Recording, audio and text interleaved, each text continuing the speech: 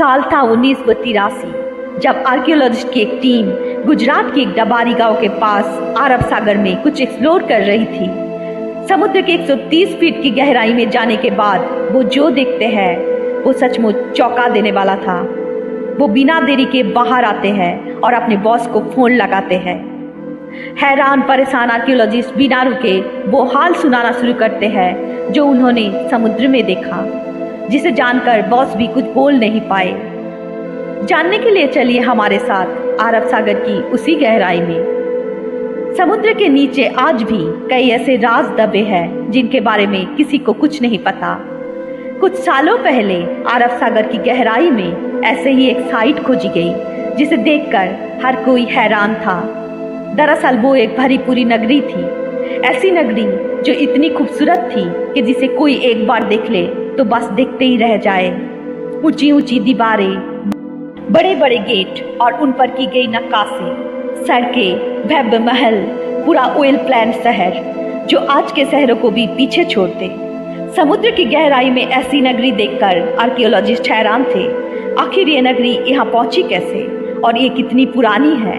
ये सब सवाल उनके मन में भी थे, जिनका जवाब ढूंढने के लिए उन पत्थरों के सैंपल लिए गए और कार्बन डेटिंग से पता चला कि वो पत्थर महाभारत काल के हैं और ये वही नगरी है जिसके बारे में महाभारत में भी बताया गया है, यानी कि श्री कृष्ण की नगरी, द्वारका नगरी, जिसे भगवान श्री कृष्ण ने समुद्र के किनारे बसाया था। अब सवाल ये था कि क्या प्रूफ है कि यही द्वारका नगरी है, क्योंकि जो द्वारका गुजरात के जामनगर जिले में अरब सागर की तट पर बसा एक छोटा सा शहर है, जिसे भगवान विष्णु की 4 धामों में से एक माना जाता है, जहां हजारों कृष्ण भक्त दूर दूर से दर्शन के लिए आते हैं। अगर वो द्वारका है तो ये क्या है? असल में श्रीमद् भगवत पुराण की 10वीं अध्याय के अनुसार कंस का वध करने के बाद भगवान श्री कृष्ण यादव वंश के साथ मथुरा में रहने लगे। लेकिन कंस का मौत का बदला लेने के लिए उसके ससुर जरासंध ने मथुरा पर 1 या 2 बार नहीं बल्कि पूरे 17 बार आक्रमण किया। बार बार हो रहे इन आक्रमणों से न केवल मथुरा के प्रजा परेशान थी बल्कि श्री कृष्ण भी दुखी हो चुके थे। इसलिए उन्होंने अपनी प्रजा की रक्षा के लिए मथुरा से कहीं दूर जाना ही सही समझा और वो अपने परिवार और पूरी प्रजा के साथ मथुरा से 1225 किलोमीटर दूर अरब सागर के किनारे जा पहुंचे और उन्होंने विश्वकर्मा को समुद्र के ऊपर एक नगरी बनाने का आदेश दिया। लेकिन समुद्र देव की मर्जी के बिना ये मुमकिन नहीं था। इसलिए भगवान श्री कृष्ण ने समुद्र देव की पूजा की, जिससे खुश होकर समुद्र देव ने अरब सागर के बीचों बीच 12 योजन यानी करीब 153.6 किलोमीटर धरती गिफ्ट की। इसी भूमि पर भगवान विश्वकर्मा ने विशाल द्वारका नगरी का निर्माण किया। ये एक ऐसी नगरी थी जो आज के ऑयल प्लांट सिटीज को भी मात दे सकती थी।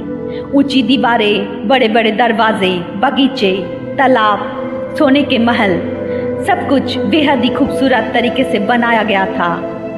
और इसी नगर के बीचों बीच था श्री कृष्ण का महल, जो बेहद आलीशान था। पूरे यादव वंश और पूरी प्रजा को यहाँ पर बसाने के बाद श्री कृष्ण वापस मथुरा गए और जरासंध से युद्ध किया और उनका वध करने के बाद वो अपने परिवार के साथ हंसी खुशी रहने लगे। लेकिन कहते हैं ना, यहाँ कुछ भी कांस्टेंट नहीं रहता, सुख दुख आता रहता है और श्री कृष्ण भी इसी चक्र का हिस्सा थे। दरअसल कुछ समय के बाद पांडवों और कौरवों के बीच युद्ध शुरू होता है, जिसमें भगवान कृष्ण अर्जुन के सारथी बने। 18 दिनों के भीषण युद्ध के बाद आखिरकार पांडवों की जीत हुई और ऐसे शुरुआत हुई खूबसूरत नगरी द्वारका के सर्वनाश।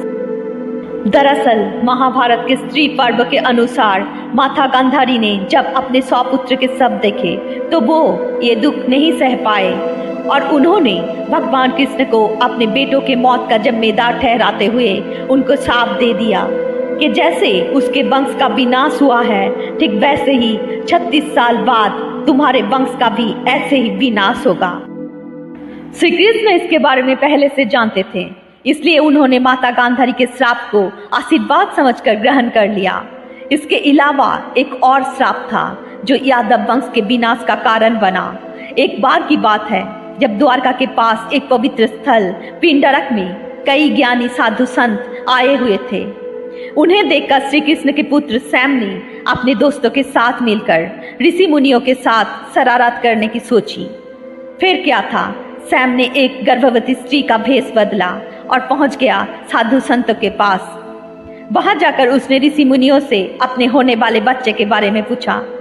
ऋषि मुनि अपने साथ हो रहे इस मजाक से क्रोधित हो गए और उसने सैम को श्राप दे दिया कि वो एक लोहे के मुसल को जन्म देगा जो यादव वंश के विनाश का कारण बनेगा।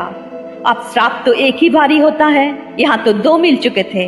और थोड़ी देर बाद सैम के कपड़ों से एक लोहे का मुसल मिला।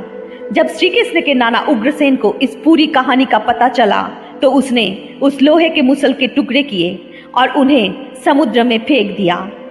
यही उन्हें ये गलत फहमी हो गई थी कि ऐसा करने से उन्होंने यादव वंश को इस श्राप से बचा लिया, क्योंकि जैसे ही उग्रसेन मुसल के टुकड़े को समुद्र में फेंकते तो उन्हें एक मछली ने निगल लिया और वो मछली मछुआरे के जाल में जा फंसी। जब उन्हें चीरा जाता तब उनके पेट से उसी लोहे के मुसल के टुकड़े निकलते हैं।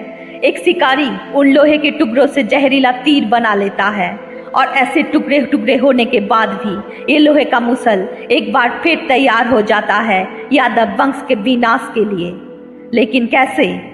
दरअसल 36 साल बीत चुके थे और वो समय आ चुका था जब माता गांधारी के श्राप को सच साबित होना था। पूरा यादव वंश नशे के लत में डूब चुका था। धीरे धीरे उन्होंने आपस में ही लड़ना शुरू कर दिया। फिर क्या था, अंदर ही अंदर यादव वंश में युद्ध छिड़ गया। भाई भाई को मारने लगे और धीरे धीरे पूरा राजवंश का विनाश हो गया। ये सब देखकर बलराम जी ने धरती का त्याग कर दिया और श्री कृष्ण जी जंगल के तरफ निकल पड़े। कुछ देर चलने के बाद वो एक पीपल के पेड़ के नीचे जाकर बैठ गया। तभी एक शिकारी ने उन्हें हिरन समझकर उन पर तीर चला दिया। ये वही शिकारी था जिसने मछली की पेट से निकले टुकड़ों से तीर बनाया था और ये वही जहरीला तीर था जो लोहे के मुसल से बना था। जैसे ही ये जहरीला तीर श्री कृष्ण को लगा तो उन्होंने अपना लीला समापन करके धरती का त्याग किया और उनके साथ पूरा यादव वंश खत्म हो गया। जब अर्जुन को इसके बारे में पता चला तो वो दौड़ते हुए द्वारका पहुंचे, लेकिन तब तक वहां सब कुछ खत्म हो चुका था। पूरी द्वारका आग में जल रही थी। इसके बाद अर्जुन ने जैसे तैसे खुद को संभाला और जलती हुई नगरी से लोगों को बाहर निकाला।